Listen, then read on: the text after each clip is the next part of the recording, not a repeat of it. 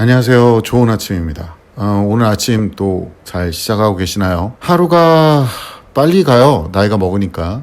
하루가 빨리 가는데 우리 아이들의 하루도 되게 빨리 가고 있죠. 벌써 방학이 시작한 게 얼마 안 된 것 같은데 방학이 짧기도 짧고요. 금방 끝나죠. 여름방학에 어떤 계획을 세우셨던 분들이 대부분 망하는 게 뭐냐면 기간 자체를 너무 단순하게 보세요. 그러니까 보통은 주 단위로 보는 이유가 주당 한두 번 정도 그 행위를 할 수 있다고 보시면 되거든요. 아이들이 어떤 계획을 세우고 그 계획을 진행할 수 있는 게 주당 한두 시간 정도씩 밖에 없어요. 그리고 이런 생각을 좀 하시더라고요. 왜 방학이 됐는데 학교를 안 가는 시간에 학원을 채웠는데 왜 애들이 더 힘들어 하는가? 학교에선 잘 수 있지만 학원에선 잘 수가 없습니다. 공부에 신경을 많이 써보신 분들은 눈치챕니다. 애들이 보통 학교에서 많이 잠을 자거나 하는 경우도 많고요. 또 일부 학부모님들이 우리 애는 뭐 학교에서도 안 자고 핸드폰도 안 보고 그런데 막상 이제 뚜껑을 열어보면 꼭 그렇지만은 않습니다. 네, 그 생각보다 아이들은 나태하고 게으른 경우가 꽤 많다. 그 이유는 우선은 이렇게 보시면 돼요. 저 같은 경우도 이제 나이가 먹고 몸이 아프기 시작하면서 더 열정적으로 더 열심히 산 것도 있어요. 왜냐면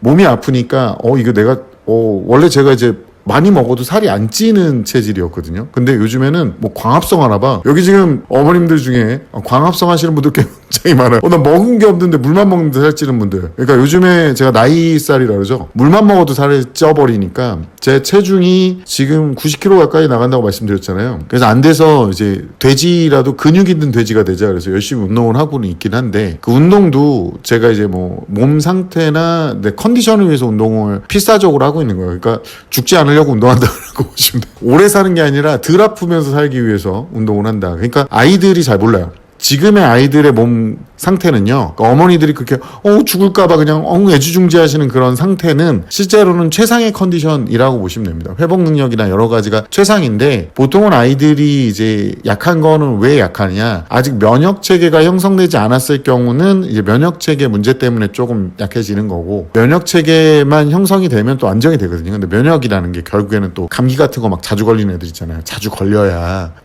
괜찮아져요. 그때 뭐 약 먹고 이런 게 아니라 진짜 몸으로 뻗어내야 그래야 좀 많이 괜찮아지더라고요. 제가 어렸을 때 많이 그렇게 했었고 자가 치유 능력이 굉장히 좋은 상태고 또 의식주도 부모님이 다 맞춰주고 있기 때문에 얘네들이 다급할 가능성은 없어요. 보통은 이제 말로는 자존심이 안 상한다라는 개소리를 하면서 자존심을 내세우고 있거든요. 자존심이 없다라고 얘기하면서 자존심을 내세우는 경우가 제가 어저께 상담을 하는데 이제 본인이 여지껏 하는 대로 공부를 하면서 그냥 그래서 안 되면 어떡할래? 안 될 확률이 더 높은데? 라고 했더니 그럼 뭐 운명이다 뭐 그렇게 생각을 합니다 라고 얘기를 하더라고. 아이가 고등학교 1학년 정도 됐는데 그런 얘기를 하더라고요. 그래서 제가 시원하게 쌍욕을 박아줬어요. 상담을 하고 있는데 이런 뭐 개새말이 18cm가 다 있냐고 제가 현장에서 그런 생 양아치라는 짓이다 엄마 보는 앞에서 말씀을 드렸습니다. 지금 자존심 세우는 거예요.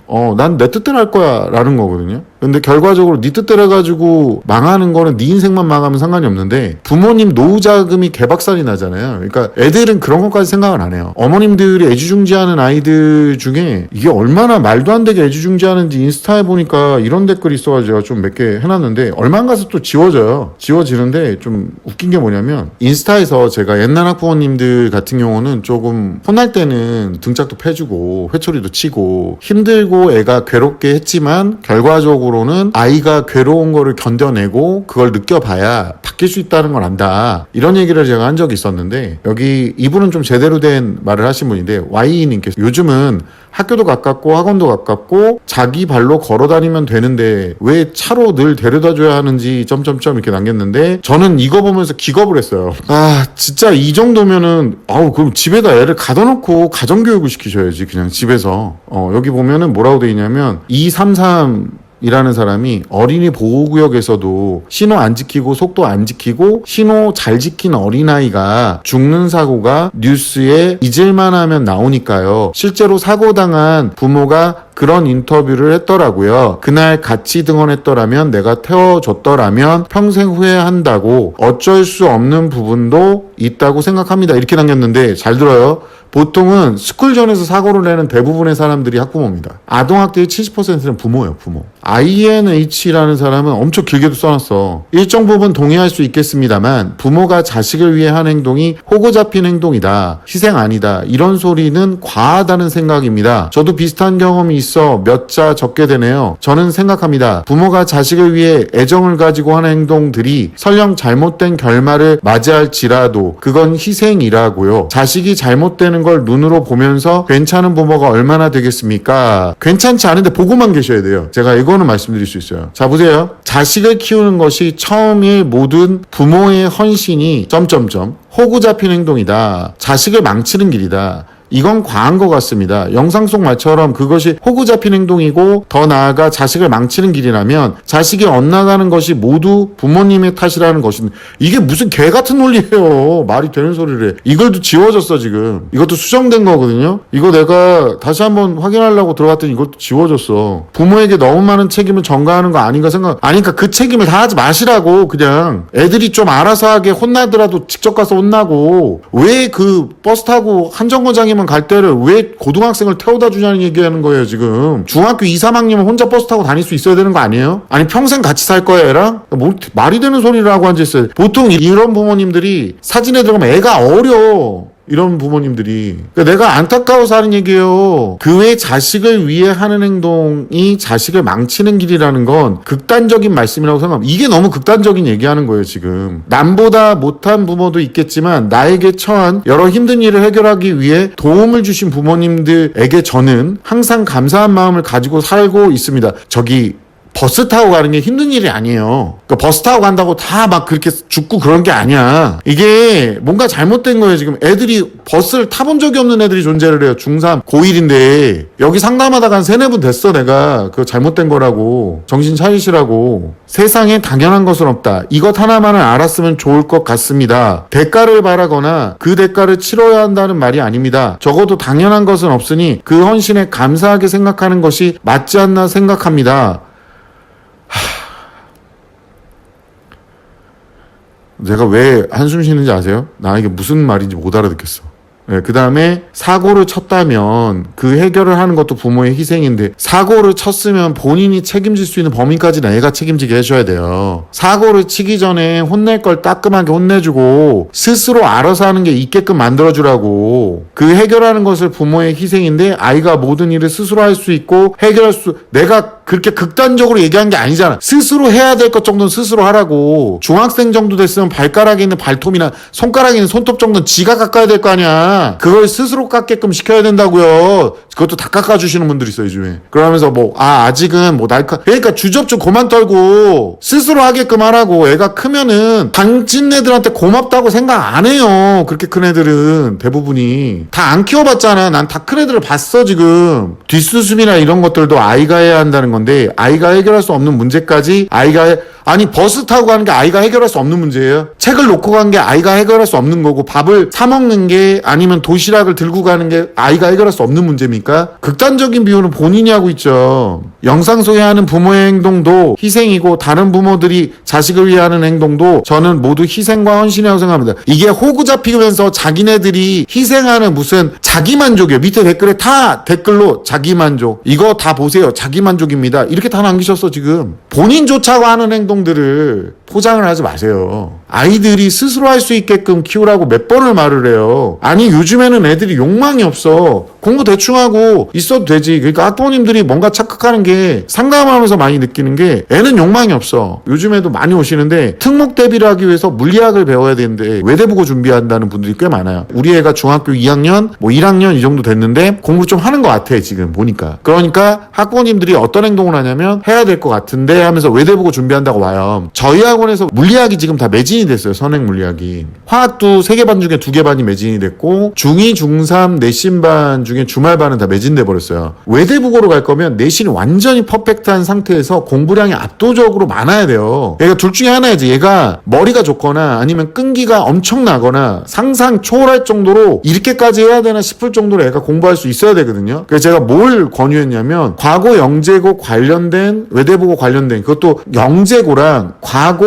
외대국어 준비하는 반이 분리되어 있는 주변의 특목대비학원을 우선 가시고 거기서 부족한 디테일하게 공부해야 될 것들을 아이가 공부할 수 있게 학원을 또 찾으셔야 된다. 제가 이거는 유튜브에서 이전에도 말씀드렸어요. 그랬더니 하는 말이 그 학원이 어디 있는지도 모른대요. 그러니까 모르고 준비하시는 거야. 외대국어를 준비할 거면 혼자 해서 가는 애들이 있어요. 천재. 우리 애는 아니에요. 공부를 과할 정도로 해야 겨우 갈 수 있는 수준이다라고 보시면 됩니다. 현실을 모르시는 거야. 객관화가 좀 안 되시나 봐. 어렸을 때 애들을 이 부모님 개인적으로 제 팬이시라고 하는데 어렸을 때는 뭐 일하느냐고 바쁘셔서 못했겠죠. 근데 보통은 첫째들이 많이 그렇게 되거나 막내들이 많이 그렇게 되는데 어렸을 때는 강압을 안 해. 그러니까 애가 그냥 항상 놀고 편하게 지내고 근데 문제는 뭐냐면 뒤에 가서 아차 싶어서 시도를 하는데 애가 고집이 엄청난데 이거는 솔직히 말하면 고집이라고 표현하면 안 돼요. 꼴값이라고 표현해야지.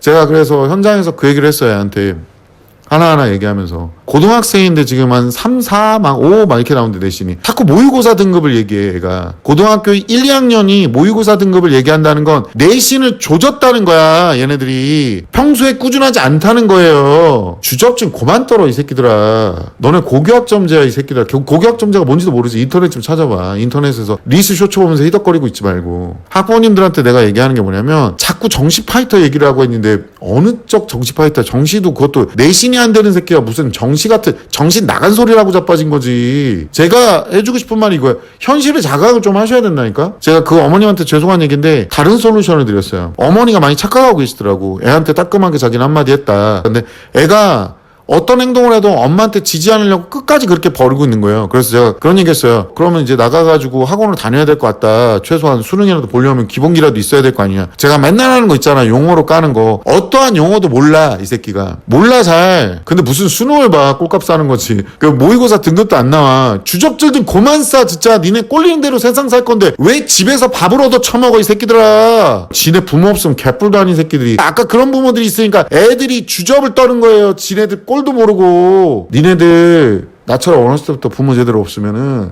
진짜 잡밥도 이런 새우 잡밥이 없어 진짜. 내가 경험해보니까 알겠더라. 야 사람이 참 진짜 겸손해져 진짜. 인생 겸손하게 살게 된다. 야 다른 사람 취객이 와서 훅 불어도 꺼져 촛불처럼. 어디서 새우 잡밥 같은 것들이 지네 부모 믿고 아주 꼴값들은 떨고 지네 부모는 개똥으로 취급하고 자빠져. 그러니까 부모님들도 그걸 하셔야 돼. 그리고 어떤 부모님은 애가 좀 머리가 좋아. 근데 둘째가 이제 그 첫째가 머리가 좋은 걸 따라잡겠다고 열심히 하는데 둘째가 본인이 막 슬퍼해. 내가 봤을 때는 그냥 짠해가지고 현실직시를 못 시키나 봐. 첫째가 이과를 갈 정도의 머리가 되는데 얘가 디테일이 떨어져서 머리가 좋으면 좋을수록 호불호가 심해요. 꼴값을 떨어 또. 그러니까 좋은 머리로만 공부하다 보니까 싫은 것도 안 해. 나중에 하면 된대. 그리고 나중까지 안 해 이 새끼들이. 머리 좋은 애들이 그래서 안타깝지만 성공을 못하는 경우도 굉장히 많아요. 평타밖에 못 치는 애들이. 이런 애들은 공부를 못해. 고집 더럽게 센 애들. 아까 그 첫 번째 얘기했던 애도 너 그 성적이면 학원 가야지 그랬더니 안 간대. 왜? 그러니까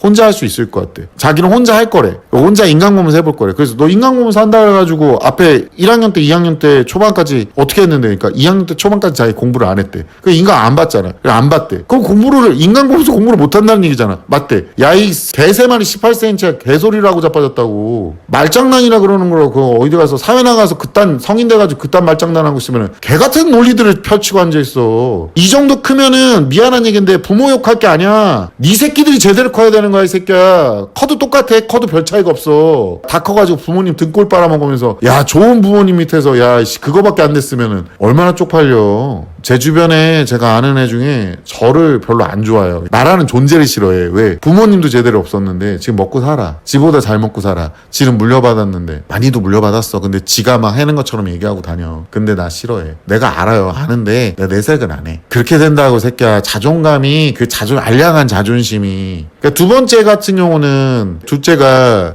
열심히는 해. 그 둘째가 계속 그런데요. 자기는 왜 특목대위반에 안 넣어주냐고. 그러니까 짠한 거야. 그러니까 짠하진 않대. 그냥 애가 너무 괴로워하니까 그게 짠한 거라고. 그랬더니 레테 받았는데 걔가 만약에 처참한 결과가 나오면 어떻게 하냐고 저한테 물어보더라고요.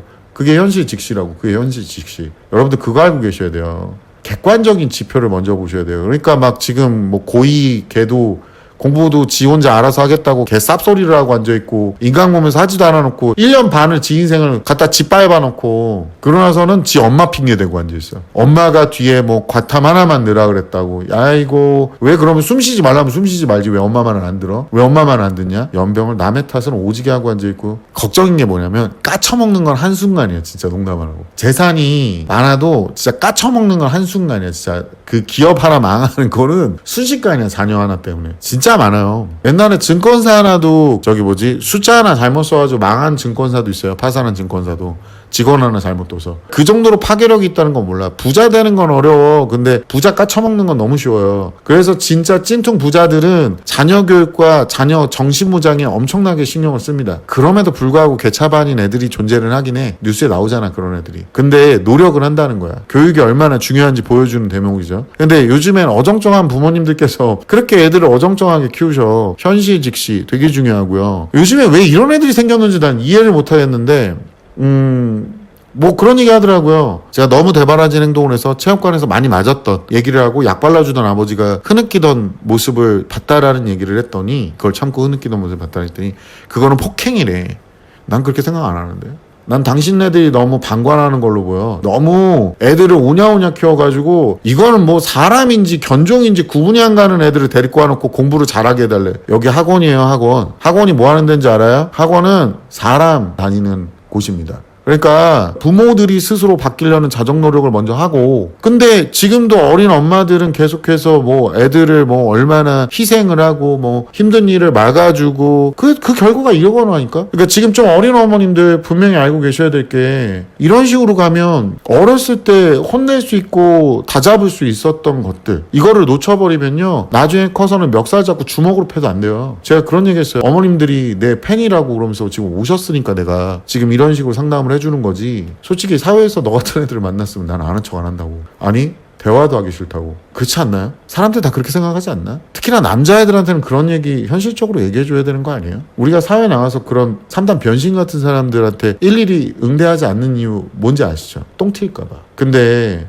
애들 어렸을 때부터 오냐오냐 키워놓고 희생, 방관 그리고 애들한테 어렸을 때 뭐라 안 하다가 할 때 되면 한다는 마인드로 있다가 나중에 아차 잘못됐다 싶을 때 아차 싶어서 아무리 강하게 해도 어머님들 안 움직여요. 이미 걔의 마인드는 굳어있어요. 현실 자각 능력도 10수년 동안 그렇게 굳어있는 애를 어떻게 애절하게 만듭니까? 진짜 천재지변이 일어나도 거의 힘들다고 보시면 돼요. 그 정도로 다 보듬어 안아줘야 되는 애들은 아픈 애들이에요. 그 박사님 만나러 가야 돼.